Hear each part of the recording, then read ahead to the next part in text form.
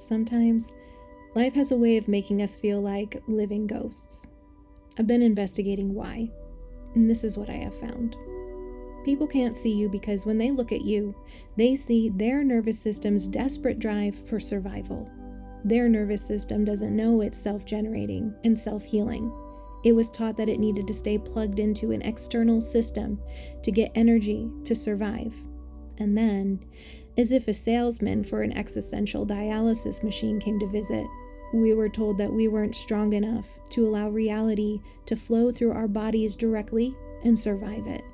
We were told the group needed to filter it out first.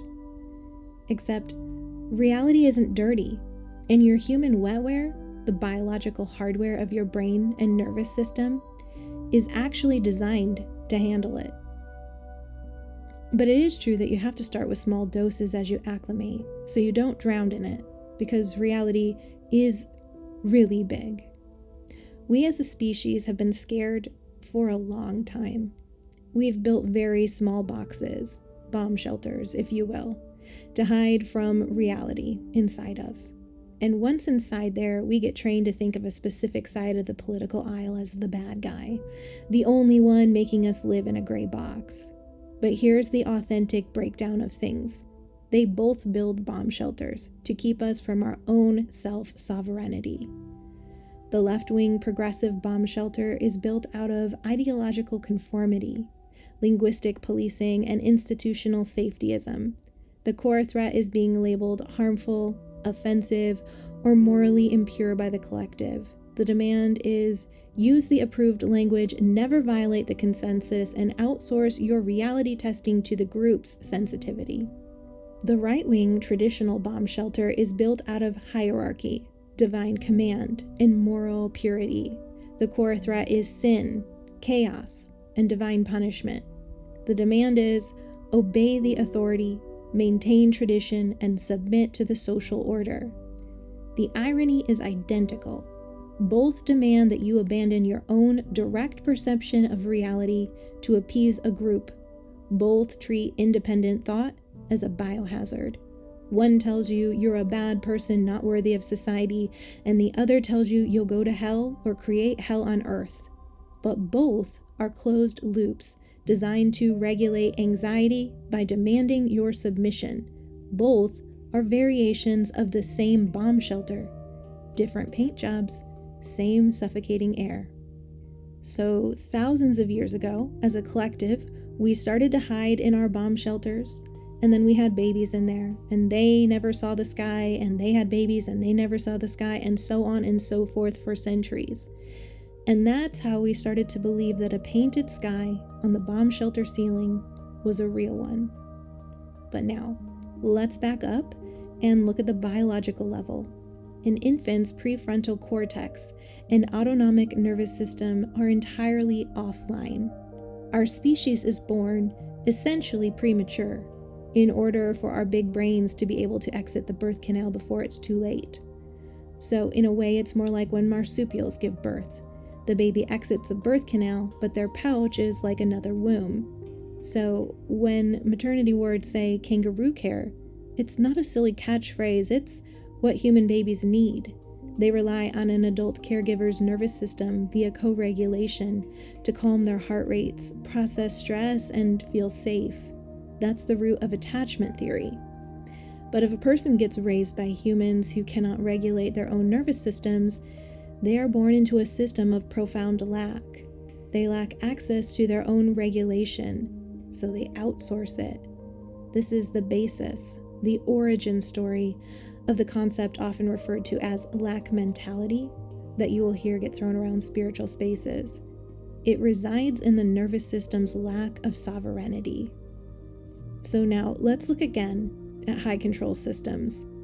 When we are objectively assessing them, they are just shields designed for the comfort of nervous systems that aren't ready to induct the bigness of reality.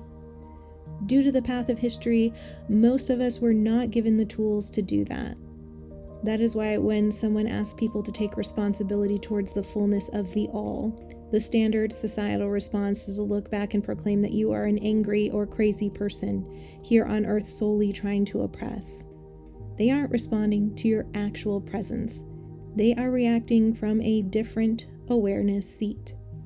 If you are standing in reality, aware of it, your awareness is tethered to the truth of the moment, the objective physical reality, and the downstream consequences of choices. Your feedback loop is outward facing. Will this break something? Will this create chaos for someone else or the planet? Is this sustainable? If someone brings you a plan that works safely, your resistance drops instantly. If they are standing in a limited reality mindset, that awareness is stuck in ego survival inside the bomb shelter. There's a lot to be said about ego. It's not all bad. But the ego that they have hung their life on isn't their individual's personality exploring reality. It is actually just the core belief that I am required to stay in this bomb shelter because everything outside will kill me. Their motive is homeostasis. The rules, morality, or social tribalism, and the demands that arise from those aren't about real safety. They are about regulating their terror of a bigger reality through your submission.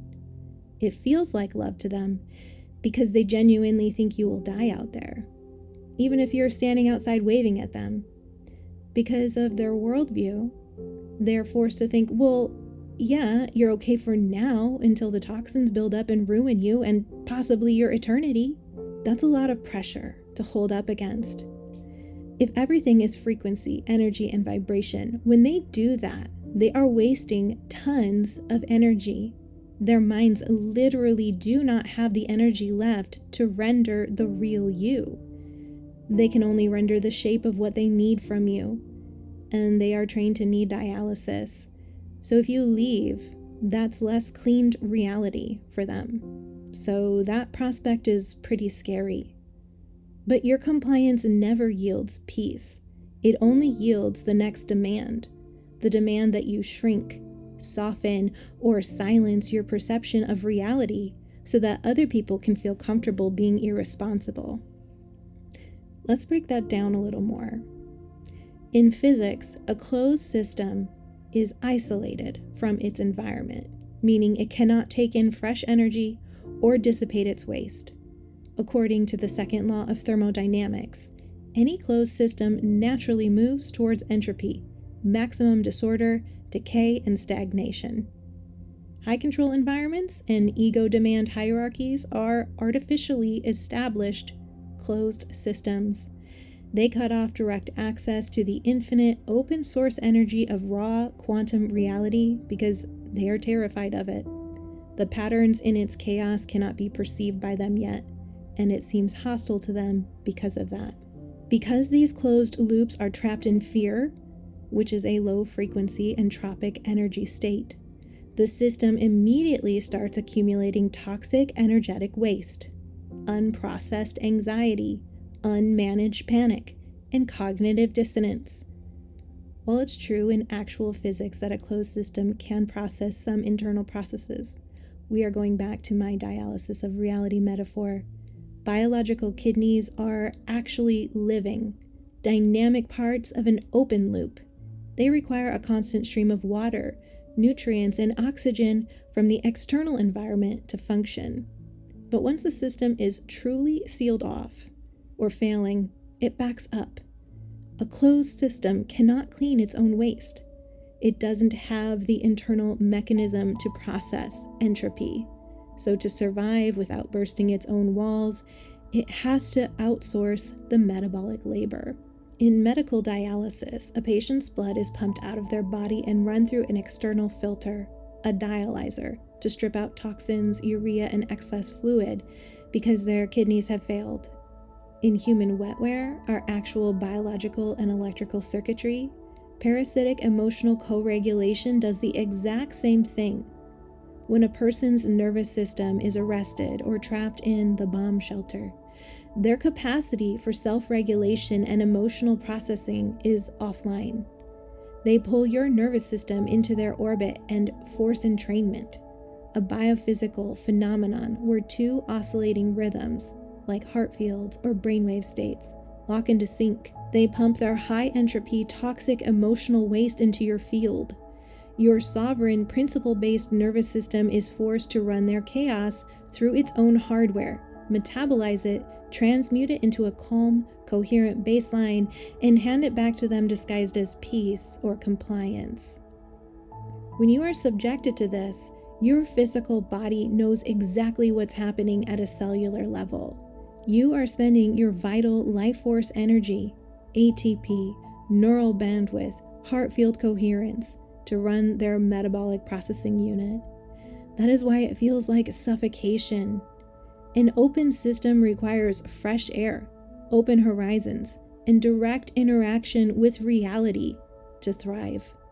Being forced to act as an internal organ for someone else's closed-loop anxiety means your energy is being consumed just to keep their system breathing. Simply stated, what they're asking for isn't a relationship. It's biological dialysis. You aren't just disagreeing with them. Your body is literally acting as a filtration machine for a dying system. And a living, breathing human being was never designed to live inside a coffin, acting as someone else's kidneys. Self-sovereignty is refusing to shrink back down into that fear matrix in order to stay at your native higher frequency. And here's the thing. In order for us to keep pretending the bomb shelter is real, we are treating the Earth like a disposable resource. The bomb shelter is a metaphor, but the planetary extraction is real.